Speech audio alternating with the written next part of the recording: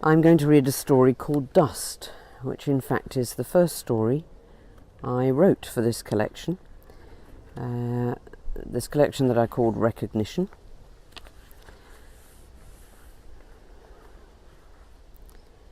Dust. The spoken words were for her. I heard them, quiet though they were, in the immense stillness of the noon heat. But the words lettered in the dust and brushed away, those words were for me. In all that turmoil I read them and knew their meaning. Now I remember down the long year's perspective the sharp details of that day. The heat strikes down in vertical columns towards midday, bringing work to a halt. Dogs gasp in shadowed corners. Donkeys struggle with their loads to reach the shade of trees. The streets and squares empty themselves of all save slaves and beggars. Imagine the palpable blows of the sun, like a great hammer driving piles into the earth, and the silence as the everyday traffic of the town recedes, and the heat fills the emptiness with itself. Then here, distant at first, then lurching and dragging round corners, the hoarse cry of a crowd, triumph and contempt, mingled in some way that is, even now as I hear it in my memory, less than human, frightening, feral.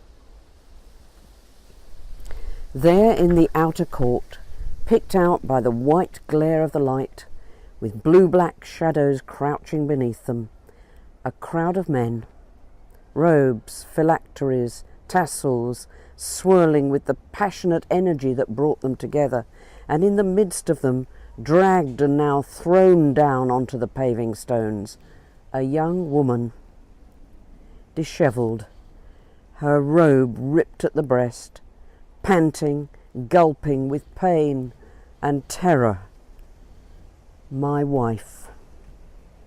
They force her to stumble to her feet, and she stands, swaying, plucking helplessly at her clothes, before a man sitting in the colonnade. The crowd of men swells, shouting, jeering, gesticulating, then falling silent to wait for his response. And I, walking home from the temple site, with my stonemason's hammer over my shoulder, meeting them at that angle of the courtyard. I could smell their potency, a mixture of hate and lust, directed at her and through her to the man who stepped from the bench in the shade of the pillars and bent down to squat on his heels in the dust near to her, caught in the very act. The rankness of their sweat and haste caused their garments to stick to their bodies as they stood leaning forwards, silent now, their knuckles fused to the rocks they carried. I could not see her face, could not push through the barrier of their purpose. I could only see the man, bent before her, drawing shapes with his finger, writing in the dust. Where was her lover, that young merchant's son? I had known of him, but pretended wearily not to know. He was nowhere near, running, no doubt, from the bed as the crowd approached, taking refuge in his father's money to flee the town. Was it inevitable, this moment of exposure, and the months of unfaithfulness that led to it? Even now, years later, I wonder if it could have been different. Who and what we are is hidden deep within the core of us, as it is when you split the rock and find crystal beauty, or hidden flaw, or strength to sustain the weight of the building. Only that testing, splitting pressure can show us ourselves. I was approaching 30, a master mason working on the Jerusalem temple site. My work was a joy to me, as I believe it is to all craftsmen, and I look back now on the miracle of that gleaming temple rising into the sky, a glory of light and air created from marble so brilliant that it seemed to magnify the very light of the sun. After my foot was crushed under a block of stone, I could no longer climb the high scaffolding walkways, but I worked on the carvings of pomegranate and vine, and I loved what I did. The sharp precision of the chisel exploring the rock, the release of curve and beauty as the flower and leaf and fruit take shape. You would call me quiet, I think, perhaps retiring, absorbed in what my hands were making. She was young, too young at 15 years to be betrothed to a man nearly twice her age. Her father, I remember, eager to marry her off, the young daughter left on his hands when his wife died. There was little love in that home, and she was thrust out into marriage.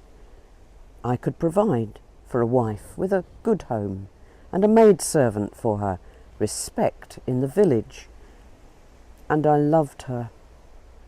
She was beautiful, beyond my describing, but a wild creature trapped, I realized when I married her.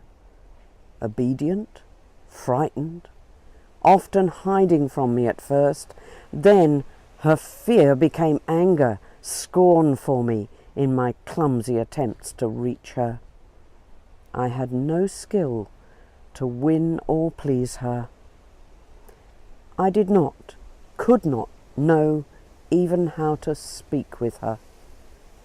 After the accident, she did not hide her contempt. "I had no choice in marrying you," she said, "and now you are lame." A door closed between us. Perhaps it would have helped if there'd been a child in those early years, but I would not wish a child to have been conceived in contempt or reluctance. So it was. I, absorbed in my work, she, alone, angry, afraid, desperate. It is no wonder that she was drawn to a young man who gave her the excitement, the pleasure of her youth and dreams again. As I have said, I knew but chose not to know. I saw the looks, heard the whispers, but hoped somehow I might find her again when this had run its course. Never, never would I have brought her to a place of shame. That moment in the temple court tore across both our lives. I had been working since dawn. You work in the early hours while the light is pearl and gentle. The blinding white of the marble would burn the eye in the full glare of the day. So I was returning to the village, crossing the court of the Gentiles at a tangent to leave by the gate to the Kidron Valley. I remember noticing very distinctly in the silence a scuttering lizard on the wall and the arcing swallows high overhead. Then the murmur, eager, almost greedy, which swelled again to demand an answer. I saw the man bent before her, so that in her shame and terror he was lower than her, creating a small circle of safety around her as he continued to draw their eyes away from her exposed and trembling body to the words he inscribed and then smoothed away in the dust between them. The silence again, palpable, quivering in the heat. He rose to his feet, to look round at the circle of men holding their gaze one by one. "If you're sure you've never done any wrong," he said, almost carelessly, "you could throw the first stone." Then he bent down again and continued his writing. A strange unease, almost embarrassment, passed like a spasm among the crowd, and then they moved away, each remembering some other purpose. And when they had gone, he looked up again, drawing her eyes and lifting her head with his gaze, eye to eye, as no other man would look at a woman unless related to her. "So, where are they, then?" he asked her, gently, "those who would have condemned you?" I saw her draw together all the frail and shattered pieces of her bid for freedom, wings smashed against the bars of her life, a loveless childhood and marriage, the humiliation of her exposure, her powerlessness as a woman. All of that degradation was held, absorbed, cancelled in the exchange of look for look that passed between them. "They are not here, sir," she answered.